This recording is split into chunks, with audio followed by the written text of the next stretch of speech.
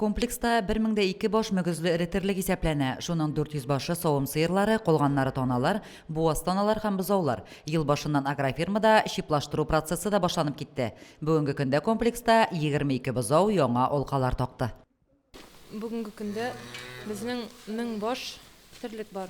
Мен енді ой сайын оларның контролін дойка алып барабыз, енді ой сайын үлшибіз біз оларына. Менә бу декабрь азагында инде безнең яңа шиплар кайтты. Без инде аларны куя башладык яңа туган бузауларга инде. Шибы да, биркесе да яңа төрле. Ну, сделали пока 22, вешаем только на телочек, а бычкам обычные бирки, потому что бычков мы, как правило, продаем. Вот это вот номер чипа, а вот это ушной номер, вот он, 5 цифр. Вот у теленка. И отчитываемся на ветстанцию.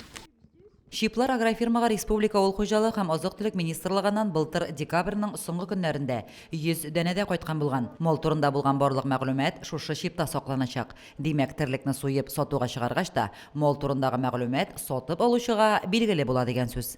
Мин фермада бузау карашы булып эшлим. Без бузауларны 3 мәртәбә ашата, 3 мәртәбә сүт ясап чиктәбез.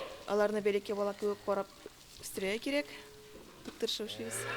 Туганьяк агрофирмасында күптән түгел генә туган бузауларның һәммәсе дә түбәле кечкенә зәңгәр төстәге бүлмәләргә урнаштырылуын күреп кайттык. Бүгенге көндә агрофирманың югары табын авылындагы сөтчелек комплексындагы савым сыерларыннан көнгә 6150 литр сөт савып алына. Агрофирма хезмәтчәннәре яңача исәп-хисап эше терлекне шолып сатуга чыгарганда ярдәм итәр. Мол табибларына да җайлы булыр дигән фикерне җиткерә. Лилия Шәймиева, Динар Менхаҗев, Мөслим телевидениесе.